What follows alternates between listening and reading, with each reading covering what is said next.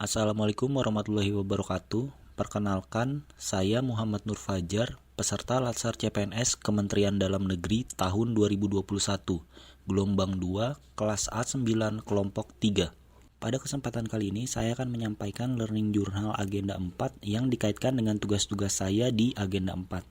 Pada pembelajaran sebelumnya, saya telah mempelajari Agenda 1, Agenda 2, dan juga Agenda 3, di mana ketiga agenda tersebut memiliki benang merah antara satu dengan yang lainnya. Pada intinya, ASN dituntut untuk menjalankan setiap tugas, fungsi, kewajiban, dan perannya sesuai dengan yang diamanatkan dalam peraturan yang berlaku, dengan tetap memiliki jiwa wawasan kebangsaan dan Nusantara yang luas diiringi dengan pemikiran yang kritis terhadap perubahan zaman. Selain itu, ASN juga diharapkan mampu menerapkan nilai-nilai aneka dalam menjalankan setiap tugas dan fungsinya untuk menciptakan penyelenggaraan publik melalui manajemen ASN yang baik, pelayanan publik yang prima, serta upaya kolaborasi dan jiwa inovatif untuk memecahkan permasalahan-permasalahan yang kompleks. Berkaitan dengan Agenda 4 terkait dengan habituasi, ASN diharapkan mampu menuangkan materi-materi yang terdapat pada Agenda 1, 2, dan 3 ke dalam suatu aksi nyata untuk memberikan suatu perubahan yang lebih baik dalam proses kerja di lingkungan kerja masing-masing. Secara harfiah, habituasi diartikan sebagai sebuah proses pembiasaan untuk melakukan sesuatu.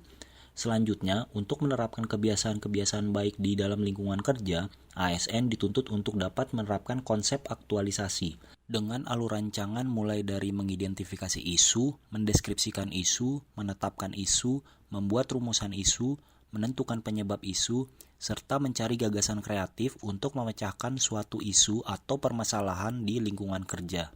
Rancangan aktualisasi yang saya buat yaitu peningkatan kapasitas operator dalam pengoperasian aplikasi EPDeskel melalui penyusunan buku dan video tutorial.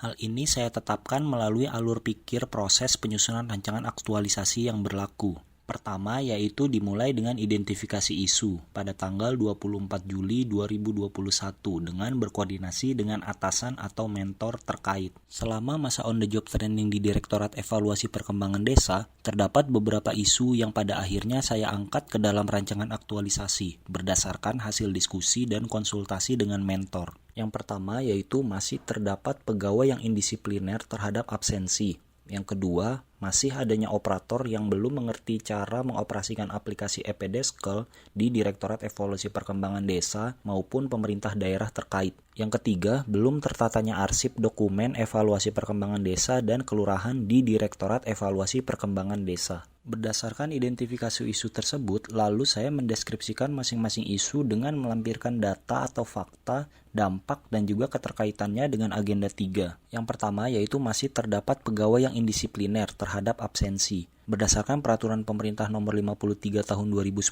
tentang Disiplin Pegawai Negeri Sipil, disebutkan bahwa setiap PNS wajib masuk kerja dan mentaati ketentuan jam kerja. Artinya bahwa setiap PNS wajib datang, melaksanakan tugas, dan pulang sesuai dengan ketentuan jam kerja, serta tidak berada pada tempat umum atau bukan tempat dinasnya. Berdasarkan informasi dari beberapa pegawai, juga pengamatan selama masa OJT, serta didukung dengan laporan kehadiran yang diberikan oleh Bagian Kepegawaian Direktorat Jenderal Bina Pemerintahan Desa, masih terdapat banyak pegawai Direktorat EPD yang datang ke kantor tidak pada waktunya atau terlambat, bahkan tidak masuk ke kantor dengan alasan yang tidak jelas dalam waktu yang lama. Hal ini tentunya jelas melanggar kode etik PNS di lingkungan Kementerian Dalam Negeri berdasarkan Peraturan Menteri Dalam Negeri Nomor 15 Tahun 2020. Selain itu, berbagai dampak juga dihasilkan dari adanya PNS yang indisipliner terhadap absensi ini. Salah satunya yaitu produktivitas kerja dari Dit EPD yang tidak optimal karena pegawai-pegawai tersebut tidak menjalankan tugas dan fungsinya sesuai dengan visi misi organisasi. Yang kedua yaitu beban pekerjaan yang diberikan kepada pegawai lain. Karena pada faktanya pekerjaan yang seharusnya dikerjakan oleh pegawai indisipliner tersebut justru dengan terpaksa dihandle oleh pegawai lain untuk mencapai target penyelesaian pekerjaan. Deskripsi isu yang kedua yaitu terkait dengan masih adanya operator yang belum mengerti cara mengoperasikan aplikasi EPDeskel di Direktorat Evaluasi Perkembangan Desa maupun pemerintah daerah terkait. Pada dasarnya, aplikasi EPDeskel diluncurkan oleh Direktorat Evaluasi Perkembangan Desa untuk memfasilitasi pengisian evaluasi mandiri yang dilakukan oleh desa dan kelurahan, serta memudahkan pemerintah provinsi, kabupaten atau kota dan kecamatan untuk memonitoring evaluasi perkembangan desa dan kelurahan di wilayahnya masing-masing.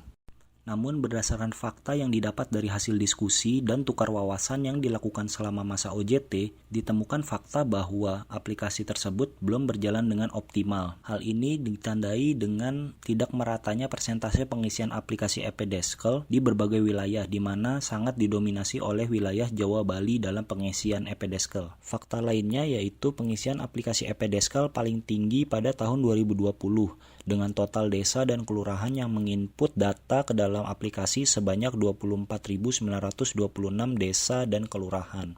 Hal ini menunjukkan bahwa pada tahun tersebut, persentase pengisian data Epideskel hanya sekitar 30%, karena berdasarkan Peraturan Menteri Dalam Negeri Nomor 72 Tahun 2019, terdapat sekitar 82.000 desa dan kelurahan di Indonesia. Apabila hal ini tidak segera ditindaklanjuti, maka yang terjadi adalah pemerintah daerah tidak mengetahui apa kekurangan dan kelebihan desa dan kelurahan dari wilayahnya, baik dalam bidang pemerintahan, kewilayahan, dan kemasyarakatan. Yang terakhir yaitu pencapaian kinerja Direktorat Evaluasi Perkembangan Desa tidak sesuai dengan target yang telah ditentukan. Selama kurang lebih 7 bulan masa on-the-job training di Direktorat Evaluasi dan Perkembangan Desa, hal yang paling terlihat adalah tata arsip dokumen yang sangat berantakan dan cenderung tidak terurus. Selain itu, masih banyak dokumen yang hanya tersedia dalam bentuk hard copy. Maka proses pencariannya akan membutuhkan waktu lebih lama dan pencariannya tidak efektif dan efisien. Terdapat beberapa dampak dari belum tertatanya arsip dokumen evaluasi perkembangan desa dan kelurahan dengan rapih, yaitu pelayanan yang diberikan oleh Direktorat Evaluasi Perkembangan Desa membutuhkan waktu yang lama dalam pencarian dokumen. Yang kedua, dokumen yang akan sangat rawan rusak. Yang ketiga, dokumen yang juga akan rawan hilang. Berdasarkan identifikasi dan deskripsi ketiga isu tersebut, selanjutnya peneliti melakukan penetapan core isu melalui analisis tapisan isu dengan metode USG, yaitu urgency, seriousness, dan juga growth.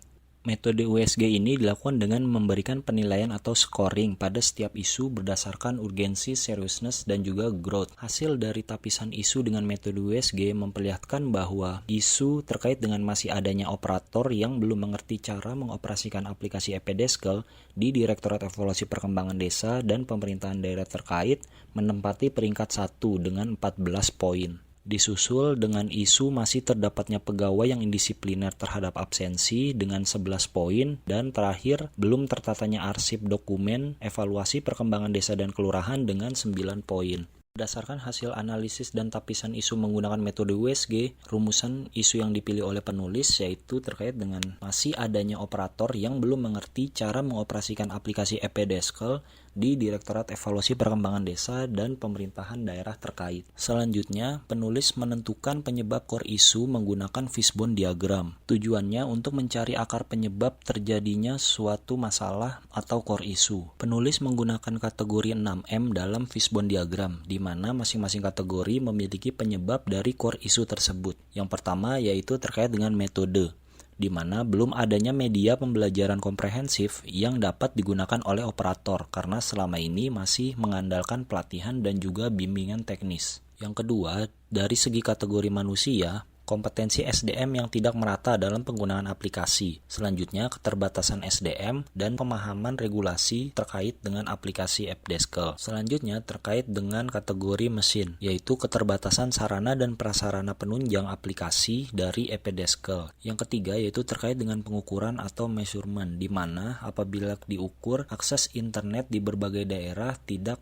rata atau tidak memadai. Yang berikutnya yaitu terkait dengan material, di mana adanya keterbatasan anggaran dan juga keterbatasan informasi tentang evaluasi perkembangan desa dan kelurahan. Yang terakhir terkait dengan lingkungan atau mother nature, di mana terdapatnya mutasi atau pergantian perangkat daerah sebagai operator dan juga terlalu banyaknya aplikasi yang dioperasikan oleh desa ataupun kelurahan dari pemerintah supra. Selanjutnya, setelah analisis penyebab terjadinya core issue telah ditentukan, penulis menentukan gagasan kreatif pemecahan core issue, yaitu dengan menggunakan why analysis. Why analysis atau 5 whys analysis merupakan alat bantu atau tool yang digunakan untuk mengidentifikasi akar masalah atau penyebab dari sebuah ketidaksesuaian pada suatu proses atau produk dengan menggunakan teknik iterasi dengan bertanya mengapa dan diulang beberapa kali sampai menemukan akar akar masalah. Hasil why analysis tersebut berujung pada belum adanya instrumen, media, atau sarana sebagai panduan pembelajaran yang dapat digunakan oleh operator setiap saat. Berdasarkan hal tersebut, penulis menawarkan gagasan kreatif untuk mengatasi masalah yang ada dengan melakukan penyusunan buku panduan pengoperasian aplikasi Epdeskel dan juga pembuatan video tutorial pengoperasian aplikasi Epdeskel. Hal ini ditujukan agar kapasitas operator meningkat dengan media pembelajaran melalui buku panduan dan juga video tutorial yang dapat digunakan setiap saat.